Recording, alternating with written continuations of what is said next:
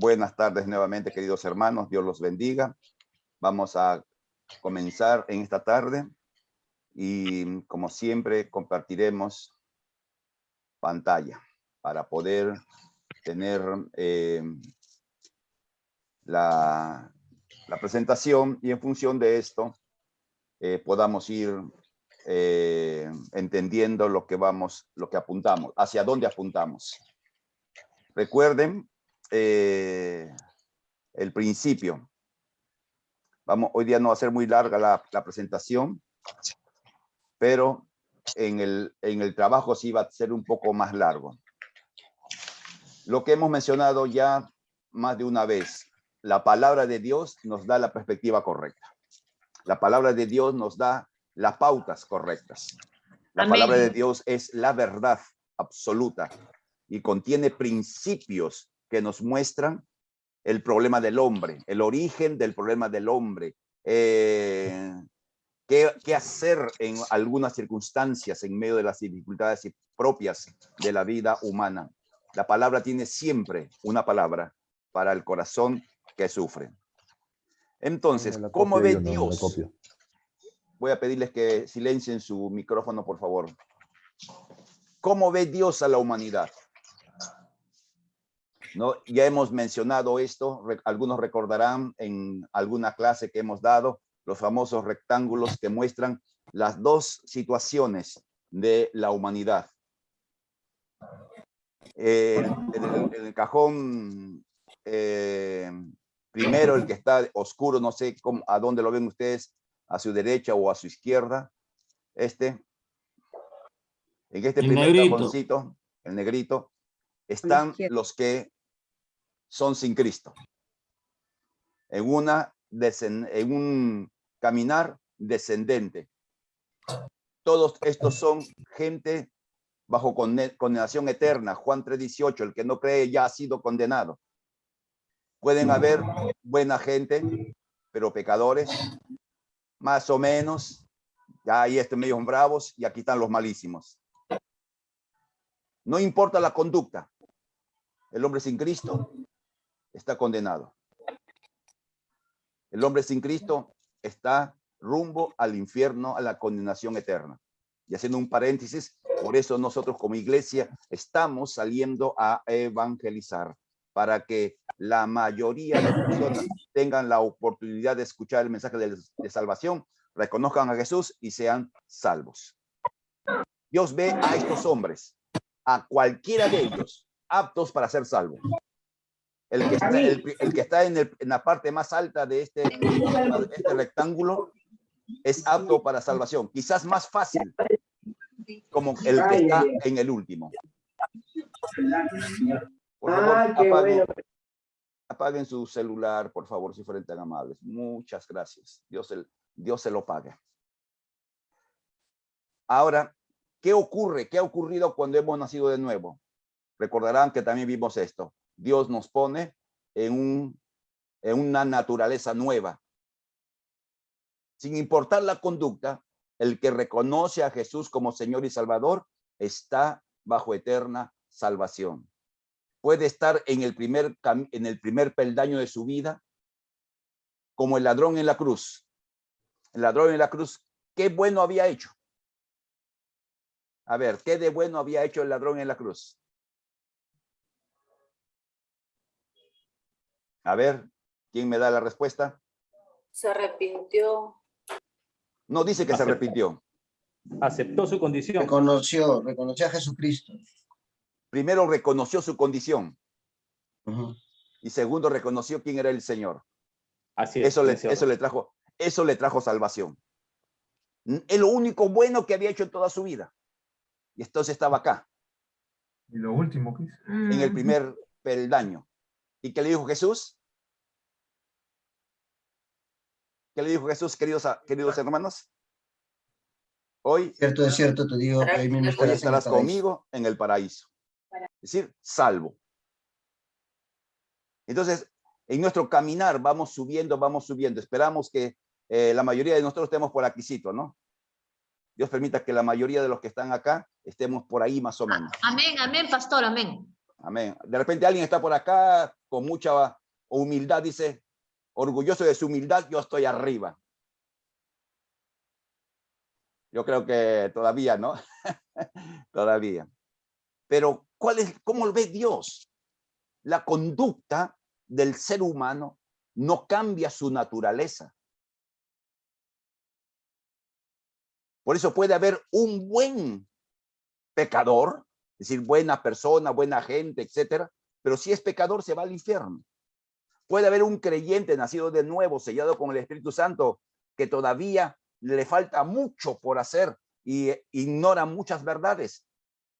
Igual es eternamente salvo.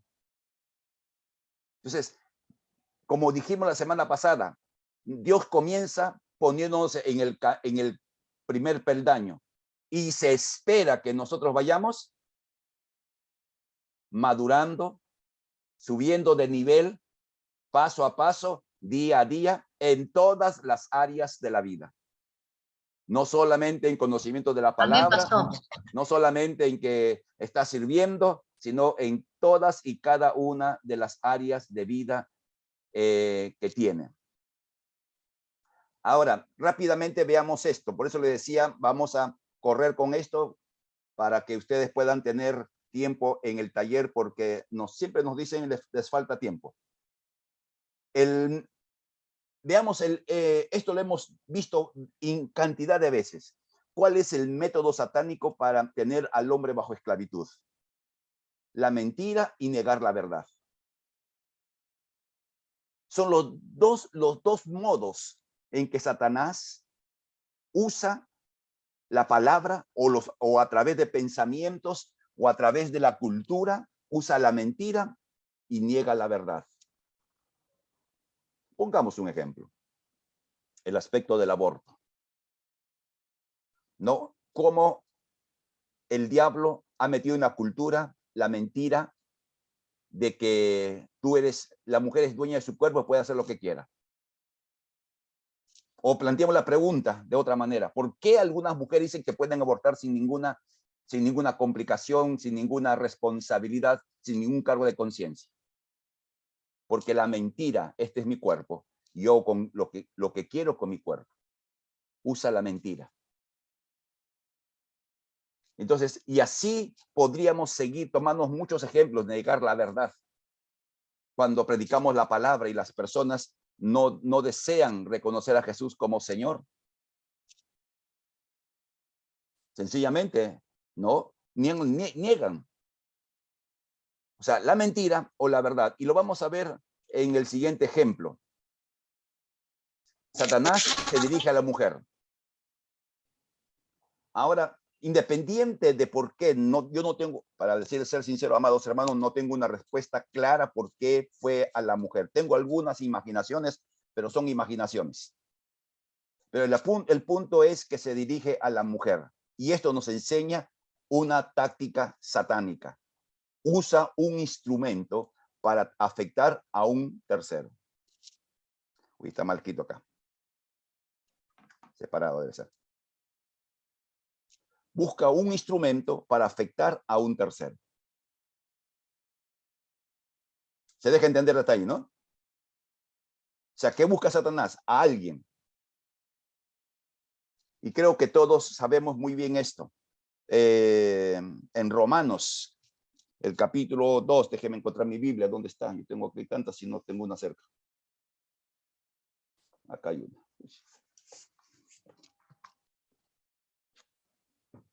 Vamos a Romanos, por favor. Capítulo 2. O 1 creo que es. Déjenme encontrar primero y luego les digo. Para ver cómo Satanás usa a una persona.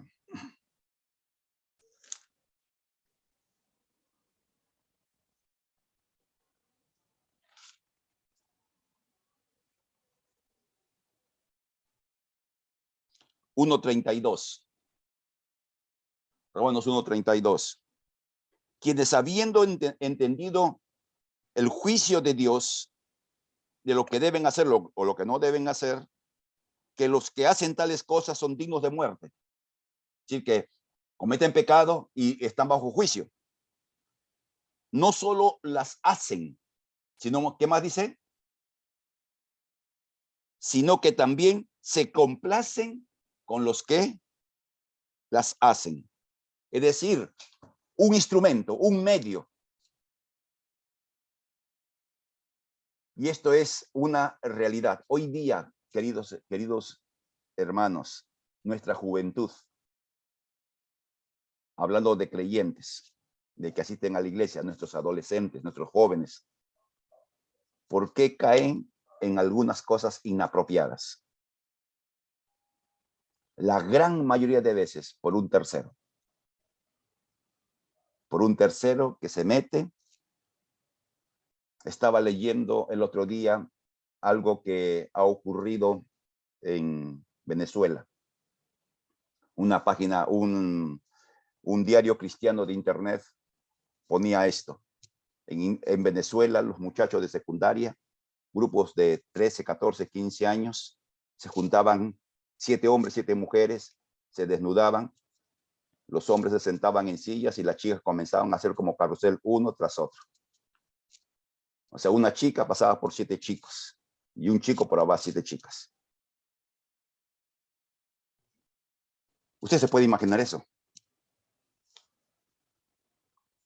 Y es alguien que comienza, alguien que comienza. Por eso siempre va a usar a un tercero para afectar, a uno para afectar a un tercero. Ahora, quien se convierte en instrumento va a actuar de acuerdo a la mentira. O sea, que alguien ha sido afectado por la mentira, va a actuar de acuerdo a esa mentira. Una mentira, por ejemplo, yo no puedo cambiar.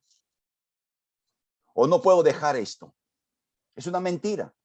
Y como ha aceptado esa mentira de que no puede cambiar o que él es así, así nació, así va a morir, va a actuar siempre en función de la mentira que tiene establecida.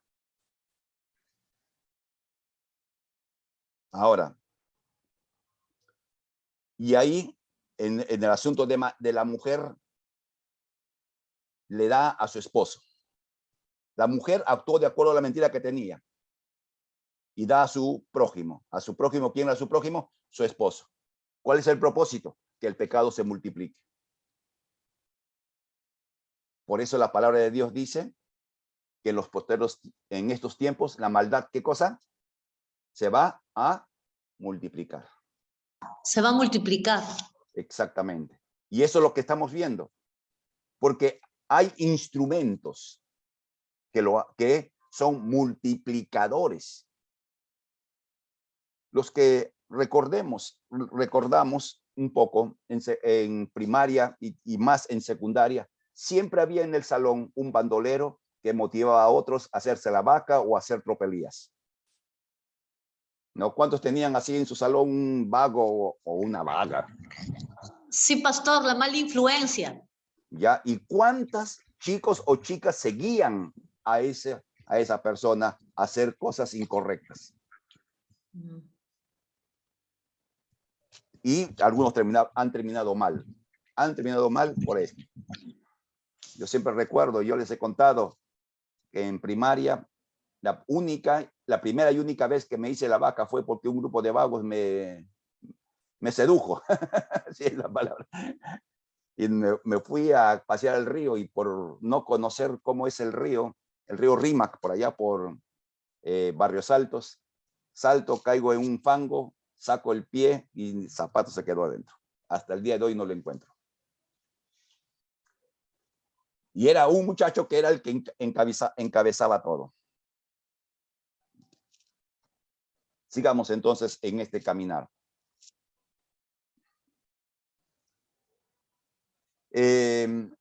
Los efectos inmediatos, y estos hemos coincidido con lo que hemos estado enseñando y vamos a ampliar. Los métodos, los efectos inmediatos de la introducción del pecado. La desobediencia directa a la orden dada por Dios introdujo la muerte, que es la separación de dos realidades que antes estaban unidas de manera indeslizable. La muerte, recuerden, la muerte no es solamente el acabarse de la vida biológica. La muerte es separación. Y ya habíamos explicado la semana pasada. Ahora, por eso, desde la perspectiva bíblica, la muerte es separación de dos elementos que estaban unidos de modo indesligable. Muerte espiritual. Antes del que Adán pecara, Dios y el hombre y la mujer estaban unidos, podían verse, podían hablar cara a cara, podían compartir juntos, estaban unidos indesligablemente, nada los podría separar. Lo único que podía separarla era la desobediencia. Entró la desobediencia y la separación. Adán salió del huerto del Edén, el lugar de reposo de Dios, salió del huerto expulsado y incapaz de volver a entrar a ese huerto. Muerte personal, que es el quebrantamiento de la unidad física, emocional y espiritual del ser humano. El hombre quebrado por dentro. Y esto lo vemos en los múltiples problemas que hoy día se ven en las personas. La muerte relacional, la separación de la unidad familiar. Ya hemos hablado de eso también. Antes de la caída, Adán era alguien, la mujer para Adán era alguien igual que él, pero a la vez diferente que él. Huesos de mis huesos, carne de mi carne. Cuando entró el pecado, Adán le puso a la mujer, Eva, la madre de la madre de los vivientes, la madre de la raza humana. Adán dejó de verlo como alguien igual que él, pero diferente, y comenzó a verlo solamente como la procreadora. La vio como la mujer para dar a luz hijos, la mujer para tener hijos. Esa separación. Y también la vergüenza que se tuvieron ambos, la separación por causa de la vergüenza. Y así hay cosas que vamos viendo. Ahora, ¿por qué es importante ver esto? Porque nos va a indicar dónde está la raíz del problema del ser humano. Esa distancia. Luego tenemos la muerte con el entorno, separación de la relación de dependencia de la creación a la voluntad del hombre. El hombre se volvió esclavo de la naturaleza. El temor a los animales, etcétera. La naturaleza no podía controlar la naturaleza. Y la muerte física, que es la separación de la parte física de la espiritual del ser humano, y faltó la muerte eterna, que eso es el infierno. Con todo esto, amados hermanos, terminemos en esta tarde con este concepto. Se introdujo la voluntad satánica como pauta para la conducta de la humanidad. Se introdujo la voluntad. Antes de la caída, ¿cuál era la voluntad que gobernaba el mundo? La de Dios. El hombre obedece a Satanás y ahora la voluntad satánica es la pauta de la conducta. Miren cómo dice Efesios 2, 1, 3. Antes ustedes estaban muertos a causa de su desobediencia y sus muchos pecados. Vivían en el pecado igual que el resto de la gente. Está hablando de nuestro testimonio pasado. Obedeciendo al diablo, el líder de los poderes del mundo invisible, quien es el espíritu que actúa en el corazón de los que se niegan a obedecer a Dios. Qué interesante, debiéramos profundizar, y usted debiera profundizar este pasaje. En las diversas versiones lo puede leer. ¿Quién es el espíritu que actúa en el corazón de los que se niegan a obedecer? ¿Quién actúa en el corazón de los que no son creyentes? ¿Quién dirige? Es el diablo. No es que el diablo está ahí agarrándolo de cadenas, no. Es a través de los pensamientos, a través de sus mentiras, a través de la cultura como un todo. Sigue diciendo, todos vivimos así en el pasado, siguiendo los deseos de nuestras pasiones y la inclinación de nuestra naturaleza pecaminosa. Por nuestra propia naturaleza éramos objetos del enojo de Dios igual que todos los demás. La voluntad satánica es la que gobierna la conducta de la humanidad.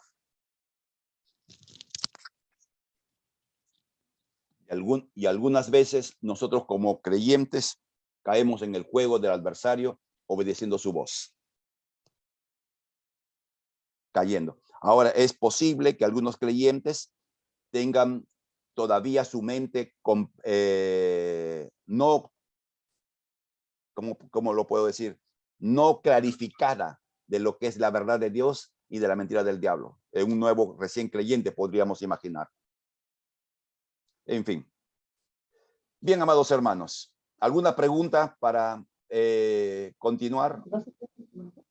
Déjeme. A ver, Marco. Sí, pastor. A veces uno es influenciado, bueno, o el pecado es influenciado por el diablo, y la carne, ¿cómo entenderíamos? También la carne, los deseos de la carne, si bien son fundamentados en el pecado tal vez, pero ¿cómo es la relación en las acciones realizadas por el hombre, por la carne y otras por la influencia del diablo directamente? Bueno, el diablo actúa de esta manera. Nos mete un pensamiento que gratifica nuestros sentidos naturales, que busca gratificar. ¡Ay, tengo un nuevo alumno! ¡Ve qué lindo! No está matriculado, tiene que matricularse. Les decía, ¿no? Que el diablo mete primero el pensamiento. Y el pensamiento satánico busca gratificar un deseo, gratificar un gusto personal, gratificar algo que puede ser, que puede o que es sano para uno, pero lo busca gratificar de manera incorrecta. Pongamos un ejemplo claro. Aquí estamos todos grandes y podemos hablar con claridad. Todo ser humano tiene por parte de su naturaleza el deseo sexual. Independiente de la edad, queridos hermanos. Independiente de la edad. No es exclusividad solo de los muchachos. Entonces Dios, su verdad ha establecido que la intimidad sexual sea, ¿dónde? Solo y únicamente dentro del matrimonio. Es una relación consensuada, no obligada, no impuesta. Así debiera ser. Es el diseño divino. Entonces Satanás viene, conoce nuestros deseos. Y esto, nuevamente, no solamente es de hombres, también de las damas. Entonces Satanás viene y mete un pensamiento en nuestra mente que busca gratificar el deseo que uno tiene de intimar sexualmente, pero plantea una vía alternativa. Entonces nosotros tenemos la opción de obedecer o desobedecer. Esa es nuestra voluntad. Entonces cuando desobedecemos, nuestra carne, que se refiere a la forma antigua en que hacemos las cosas, entra en acción. Por eso esa es una batalla. Y la batalla no se da cuando uno está haciendo lo que no debe hacer, sino cuando el pensamiento entra en nuestra cabecita. Cuando ahí comienza el lío, ahí comienza el problema. ¿Ok? ¿Alguna otra pregunta de lo que hemos conversado? Pregunten, amados hermanos, porque me hacen pensar o no entendieron nada o son tan sabios que entendieron todo. Lo segundo van a decir. ¿Alguien quiere preguntar? Pastor, yo quería saber, en el caso usted dijo, ¿no? Que el diablo a veces puede también de una manera influenciarnos, algo así es lo que entendí. No, influenciarnos no, meter pensamientos. Ya, y entonces... Sigue. O sea, ya nos mete él mete el pensamiento. ¿Y qué pasa, por ejemplo, cuando la persona, por ejemplo, ¿no? Está llena de odio en su corazón, un cristiano que alguien le ha hecho daño y que tiene esa lastimado el corazón, resentimiento? ¿Y qué pasa entonces? Porque también el diablo nos mete pensamientos ahí. Entonces, ¿qué pasa cuando se dice que no, está en proceso? Entonces, en ese proceso también el diablo también está ahí. Algo así, algo. Miren, queridos hermanos. Aquí algunos ya somos medios veteranos en el camino del Señor, ¿no?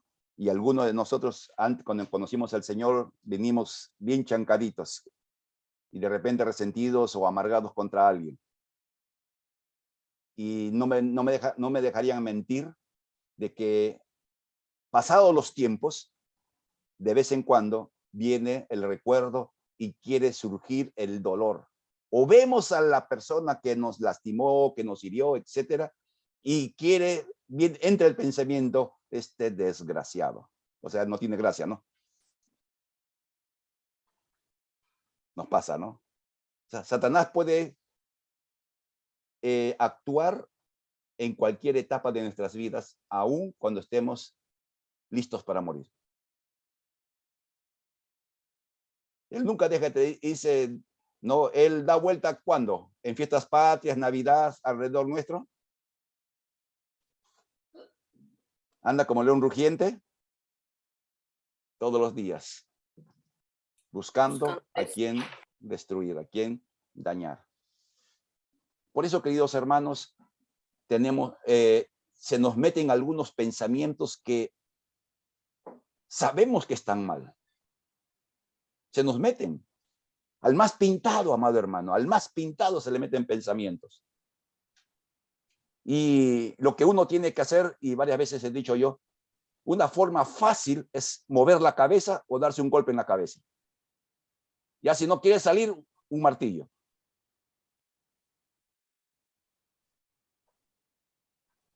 Hagan la prueba, queridos hermanos, hagan la prueba. Si usted está tranquilo, está de repente en modo relax, Pastor. y se mete un pensamiento que puede ser de cualquier tipo que uno sabe que no está bien. Eso es lo que la Biblia llama los dardos de fuego del maligno, que no nacen de nuestra reflexión.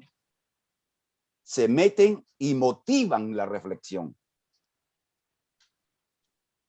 ¿Se explica eso, no? ¿Se deja entender? El pensamiento entra. Pastor, entonces eso quiere... Pastor, entonces... A ver, entonces eso quiere decir que no es que nosotros estemos mal, sino que siempre vamos a ser atacados. Siempre. Así estés en un grado de pureza 99%. Si no, no hubieran atacado a Jesús. Si no, no hubiese atacado a Jesús, ¿no es cierto? Okay. Porque nuestra carne es pecaminosa. Claro, el diablo sabía que era el Hijo de Dios. Y sin embargo lo tentó. Entonces, ninguno de los que estamos acá, ni sumando todo lo que somos acá, podemos llegar al talón del nivel de Jesús en esa época. Pastor, otra preguntita, ¿y incluso puede pasar eso hasta cuando uno está orando? Te ha pasado, me ha pasado, nos ha pasado a todos los que estamos acá. Y a veces son pensamientos inocentes. Qué alivio. Inocentes. Estás ahí orando, Señor, y dices, hoy día, ¿qué cocino? Así, ¡pah!, entra el pensamiento. Y no es que, nuevamente, ¿cómo uno reconoce los pensamientos que tienen ese origen cuando no lo está procesando uno? Una cosa es que tú estés pensando, estés con tus ojos cerrados, hoy día es lunes, hoy día de lentejita, ¿con qué lo hago? ¿Con pescado que está baratito o con churrasco que está caro? Una cosa es que estés procesando pensamientos y estás en la oración y sigues procesando los pensamientos. Pero otra cosa es que estemos concentrados orando y que en medio de la oración o en medio de la enseñanza de la palabra en un culto, un pensamiento, ¡ah!, les ha pasado al 99% de los que están acá. El otro, el 1% es mentiroso.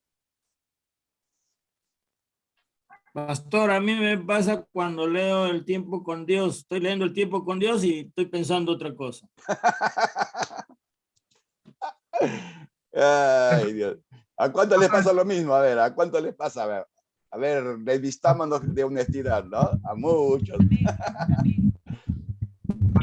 Entonces quiere los pensamientos. Eso es el mejor momento. Ahí uno tiene que escoger el mejor momento para tener el tiempo con Dios. ¿Alguna otra pregunta, queridos hermanos, para pasar a los talleres?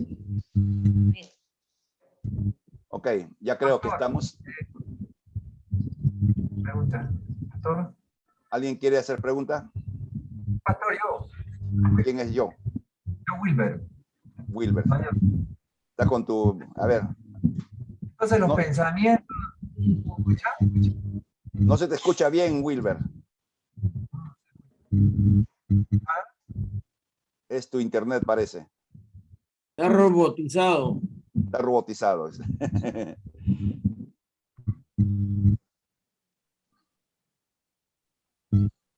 No se te escucha, qué pena. A ver si de repente... A ver.